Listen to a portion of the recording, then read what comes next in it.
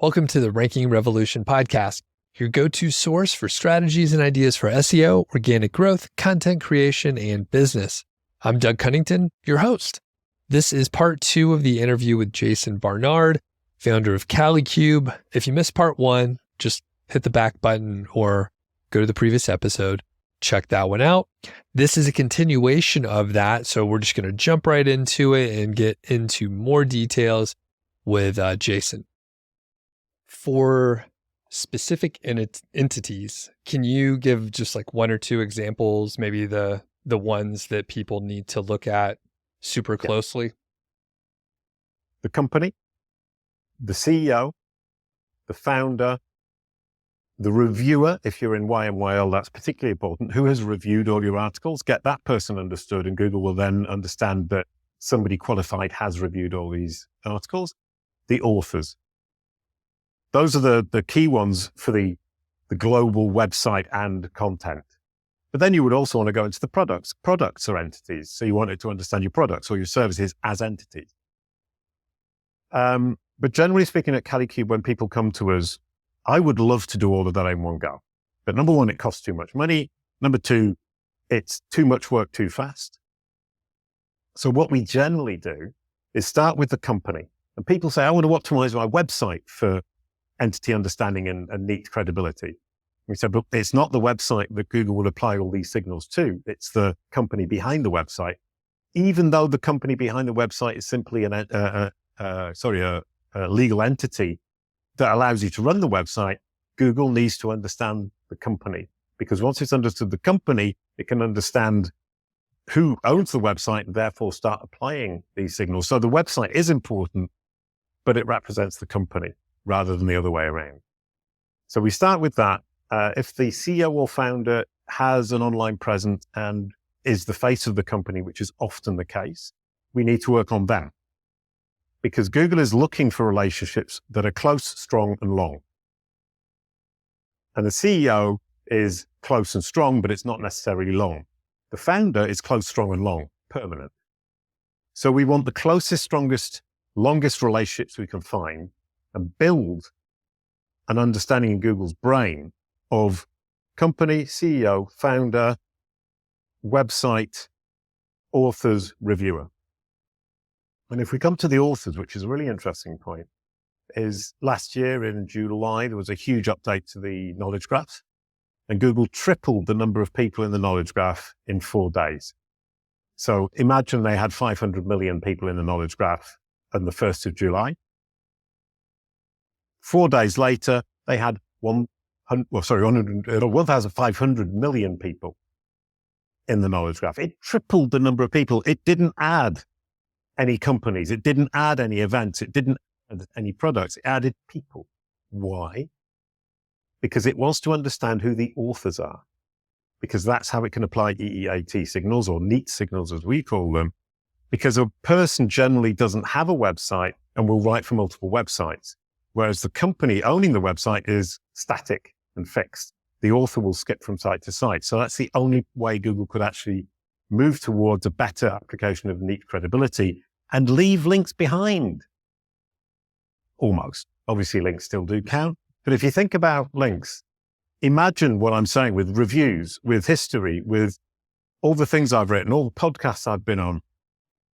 The cumulative value of all of those credibility signals is huge compared to links. Let's say links is 10%, the rest of it is 90%. If you're sticking just to links, you're missing out on 90% of the opportunity for credibility in Google's eyes, and indeed in your audience's eye. It's all right, I get overexcited.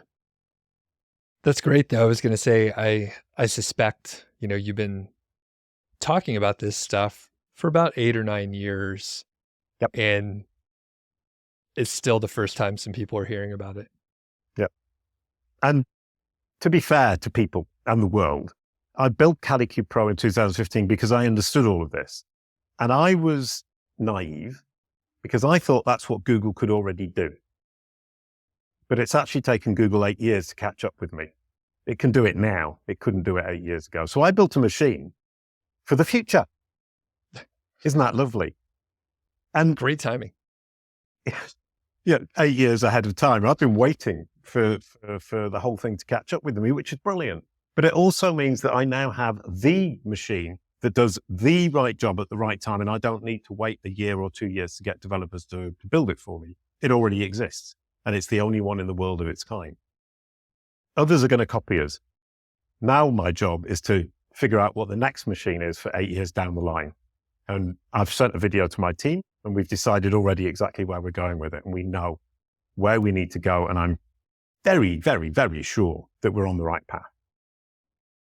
That's cool. At the end of the interview, I'll get you to tell me what it is. So everybody hang on until the end. All right. Good. Couple things I want to highlight. So we'll come back to Google updates. I want to ask you about like helpful content updates and what all the work that someone can do that you just mentioned, making sure Google understands their brand or their personal brand and how that potentially could insulate them from helpful content updates or similar. Before we get to that, I've been pushing actually for years, like people should be on podcasts. They should be on YouTube channels, do collaborations, and just get out there more.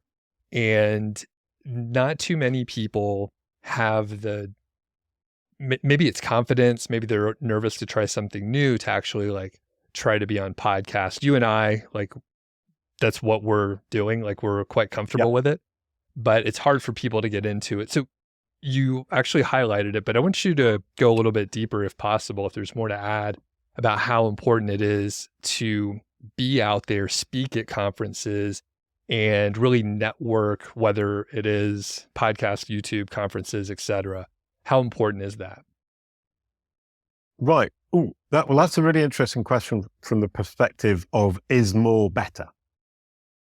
And one thing that's happening today is entity stacking.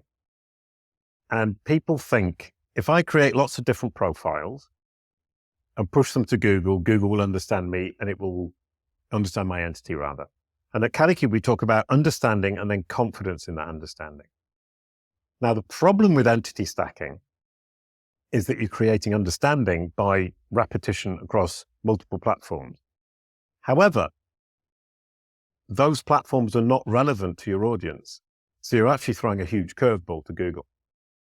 The other problem is that they're very difficult to maintain over time. We all change over time. We all evolve over time. How are you going to keep maintaining those without creating inconsistency? And over time, inconsistency is going to be your biggest enemy there. So non-relevant, inconsistent, you've got two problems when you do entity stacking. Less is more here. If I can do less, but it's more relevant and I can maintain it over time, that understanding will build and build and build in confidence. And that confidence in the understanding is what's going to be the huge trick to play in the future. If you're asking me, what is the next step? The next immediate step in the next 2 or 3 years is confidence. So if you build a small digital ecosystem and you maintain it very well, and it's relevant, you will have understanding and you will have confidence in understanding. And I'll give you an example of two people on our team, Elisa Reyes and Marianne Buaro, have both built knowledge panels for themselves. They have tiny digital footprints, but because they're so clean, they're so consistent, and because they're listed on Kalicube, Google trusts Kalicube, they get the knowledge panel. So more is not better. More is actually a problem. And the other is moving into the neat. Once Google's understood who you are and it's confident in who you are, you need to then convince it of your credibility. Obviously, if the different platforms are irrelevant, that's going to damage your credibility. But then credibility is also to do with notability, demonstrating your expertise, demonstrating your authority, demonstrating your experience, then demonstrating how trustworthy you are, and doing it all in a very transparent manner. At that point, getting on the podcasts, getting your name out there, getting your face out there becomes hugely valuable. But once again, do it with care. It's not scattergun, hit and hope, maybe it'll work. It's focusing on your audience, because if we come right back to the conversation from before, Google is constantly looking over your shoulder. Who is this person engaging with? Who are they related to? Who are they on the podcast with? Does this make sense to the cohort that I expect them to belong to? And if you think about cohorts, I'm at the middle of the cohort in digital marketing, let's say. If I suddenly do a podcast about plumbing that doesn't talk about digital marketing at all, digital marketing for plumbers will be fine. But if I'm on a plumbing podcast talking about how I love to fiddle with my pipes in my home, which sounds a bit strange. No, I say it. It's like a magnet pulling me away from the center of the cohort I actually belong to. So it's damaging Google's understanding, its confidence in its understanding, but also my neat, because neat is niche. Ooh, I like that. Neat is niche. Alliterations are always good. Okay. It's interesting because, again, I'm thinking about my own digital footprint out there, and it is somewhat scattered. I actually have like 2 podcasts. I'm in like this sort of SEO and digital marketing area, but I'm also in the financial independence and personal finance area. And the thing is, like, I mean, I have like two things going on in separate areas, and I'm fine with that. So I can see how it can get a little scattered. And then additionally, one thing that I have going on, and this is just kind of an odd thing, probably a little unusual, but so I have the keyword golden ratio, and there are a lot of blogs that thought, oh, I'm going to write an article on that. And they just go, regurgitate the information typically. And a lot of times they'll mention my name, but they don't link back to my site because they're trying to rank for the term, right? So they're just like, this is a cool idea. It's good for the blog. And they go from there. So not only do I have like not very much control, but because I'm out there talking about things, people will also write about it. And then it is so scattered. So I can see how it can get complicated, but I think perhaps I'm kind of a rare example because I am spread in 2 different areas that are basically unrelated. So Any thoughts on that? I mean, there's no question there. No, there is. Multifacetedness. All human beings are multifaceted. Some are more multifaceted than others. But getting Google to understand that we have multiple facets is part of our job. So if we go back to Boo Wow the Blue Dog and the double bass punk folk music, that information still exists online. Google still knows that I was a musician and that I was a blue dog, but it doesn't focus on it. And that's the hugely difficult balance to keep. And I think that is actually probably the biggest value added that Kalicube brings. Because doing it yourself, it's going to be impossible for you to find that balance. Doing it with data from Google through the Kalicube Pro platform allows us to figure out where that balance is going to be. And I'll give you a really good example. You were talking about classification. You were talking about the helpful content update. And Gary Illyush said, lots of classification. We've reclassified lots of stuff. We've become significantly better at classification. The knowledge graph update 2 months before was people. Google deleted the subtitles of, I think it was about half, all the people in the knowledge graph. A subtitle is a categorization. They deleted absolutely loads, 50%, let's say. I can't remember if that's the right number. Please don't quote me on it. Look at the article we wrote about the killer whale update, which is what we called it. The knowledge graph update from July is the biggest update I have seen in 25 years working alongside Google by a long chalk. And there is no understating how huge this was because it's the day the knowledge graph suddenly got involved with the helpful content update. That is huge. But the one thing that they reclassified the least is writers and authors, which clearly indicates they're looking for who's written the article, who's producing the content so that they can apply neat signals and start to figure out where the AI content is. Because if it knows who the author is, it knows it's not AI, unless the author is cheating and using AI, in which case they use author vectors to decide if the author actually did write the article or not. And author vectors is something Bill Slavsky talked to me about, is it's basically your fingerprint. You have a style of writing that the machine can identify at a glance. Is this you or is it AI? Is it you or is it a ghostwriter? it knows who you are, and it can therefore understand, did you write it or not? Then you get your neat signals, then you're in a really powerful position. So ironically, in the age of AI, handwriting stuff is going to be more valuable if you're recognized as an entity. I've actually forgotten where this question started all of a sudden. Oh, it was about classification. And so the example I was going to give you is that I used to be a musician in Google's brain. It's a Jason Barnard musician. I was classified as a musician because the musician side of me is the most easy for Google to understand. Then it classified me as an SEO professional. Then we got it to change me to author writer. So when we published the book, this book here, The Fundamentals of Brand SERPs for Business, I got myself reclassified as an author.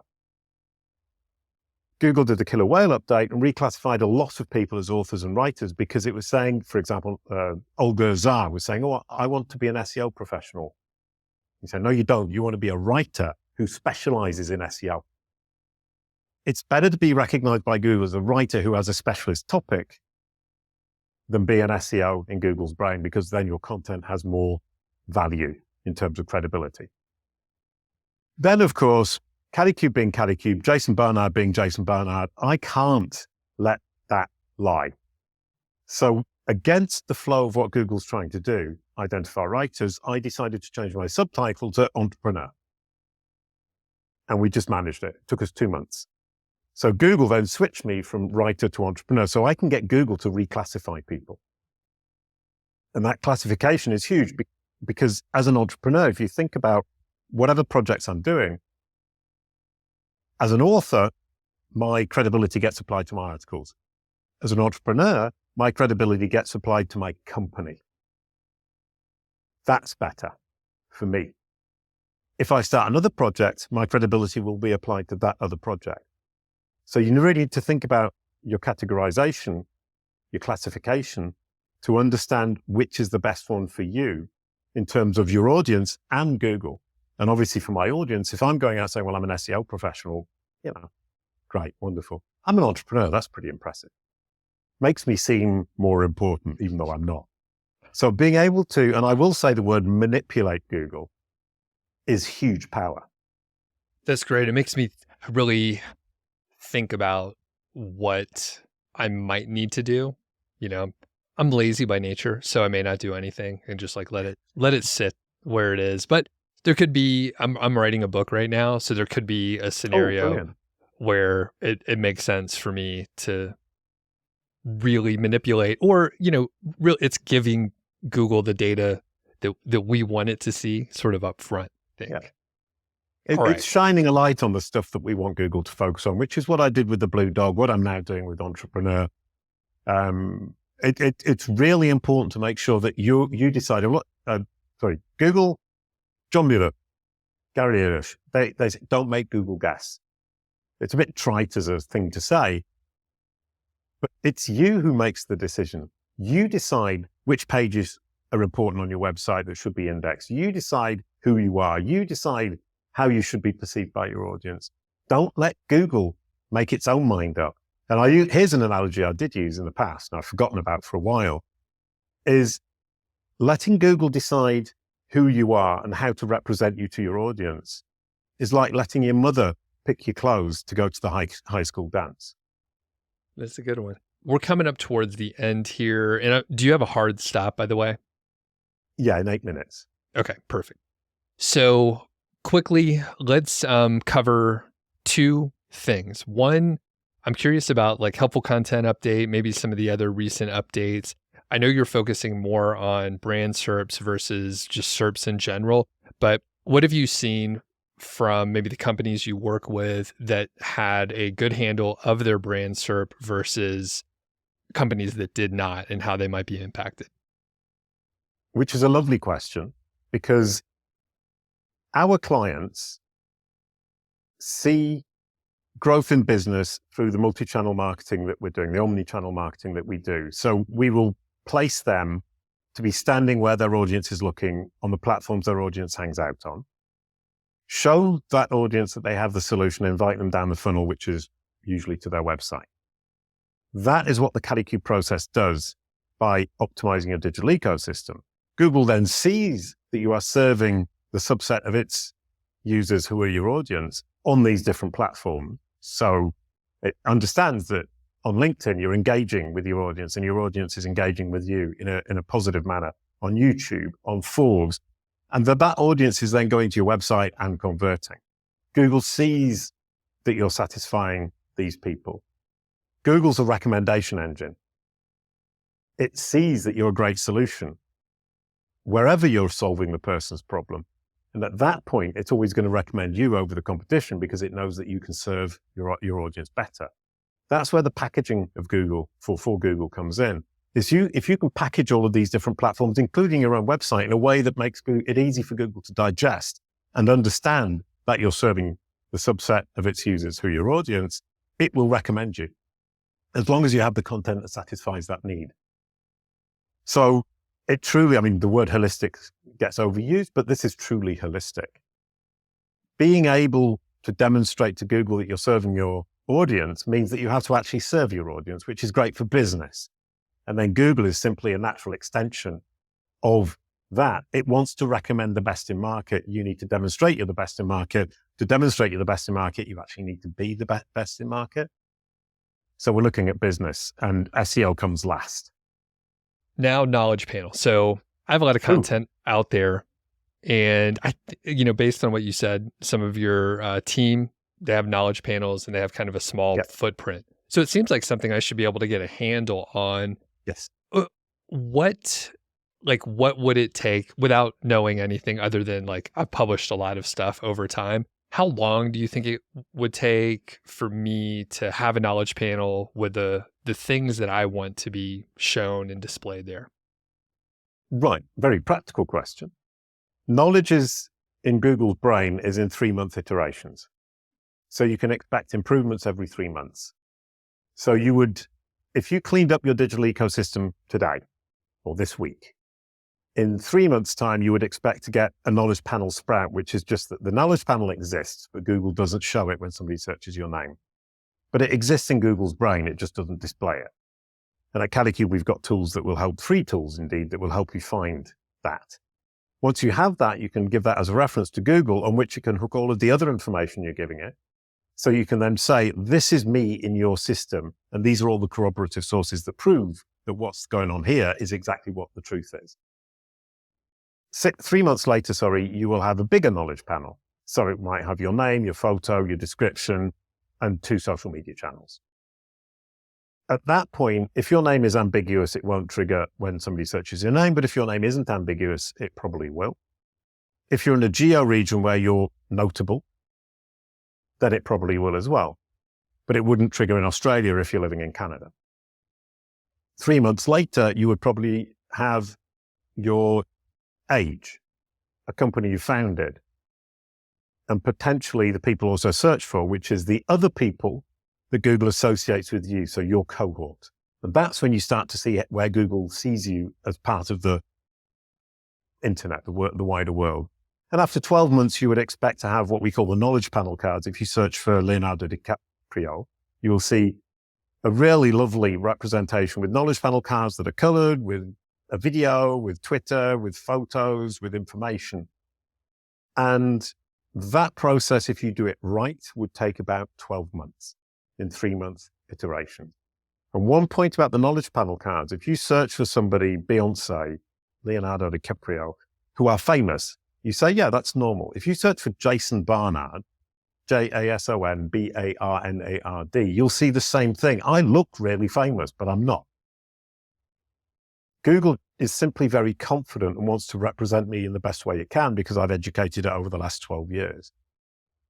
And those knowledge panel cards are actually precursor to Search Generative Experience. They were the first iteration of Search Generative Experience, and they've been around for 3 years, I think now, maybe 4. And we mastered how to manage them 2-3 years ago. So Search Generative Experience for Kalicube is a tiny step from what we were already doing. And what we realized when it was launched, Bing Chat, then Search Generative Experience in 2023, is Kalicube had already solved that problem before it even became a problem. That's cool. All right. we got to wrap it up here. I'm going to link up to all the places that you're available, but can you tell us who the right user and customer is for Kalicube? Yeah. Anybody who has a personal brand that's important for their business or their career. So if you own a company, if you're the founder of a company, a CEO of a company, your personal brand is part of the representation of your business. You are the face of the company. You're the perfect client for us. If you're an aspiring actor, an aspiring writer, but you're a C-list celebrity and you want to appear to be a B-list celebrity, we can make that happen for you. We can make you look more important, more famous, more authoritative than you really are. If you're on the speaking circuit, people are going to Google your name before they book you to speak. If they see this incredibly impressive result, they'll think, oh, they're a B-list celebrity, I'll book them in because it's going to bring the audience. But you're actually a C or a D-list celebrity. A friend of mine said to me, Jason, you're a D-list celebrity. I was so disappointed. And then he said, publish a book and we can move you up to the C-list. But in fact, your knowledge panel already makes you look like a B-list celebrity. So you don't need the book because the appearances is what matters. That's what really we do. Cool. Awesome. Jason, yeah, Scott Turman, shame on you for saying that to me, but it was a really good insight.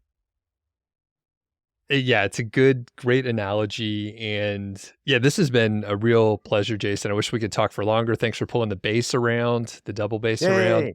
And the cat. Yeah, the cat. Great guest as well. So yeah, have a great day. This has been a wonderful interview, and we'll link up so everyone can find you and Kalicube, and Google Jason out there. Check out his knowledge panel. Brilliant. Thanks so much, Doug. Thanks a lot to Jason. Be sure to check out Kalicube. I still haven't spent a lot of time trying to get my knowledge panel all together. And it's just one of those things. I think I have a lot of the pieces in place, but right now it just wasn't a priority. Although I'm sure if I talked to Jason again, I would probably get really pumped about it and I'd be ready to hop over there. But anyway, I'll put links in the description so you can follow along with Jason. And if you dig the show, if you dig these episodes, you could help me out by leaving a review, making sure you're subscribed, and leaving a comment if you happen to watch over on YouTube. I appreciate your help and any support that you can provide. Thanks a lot, and we'll catch you on the next episode.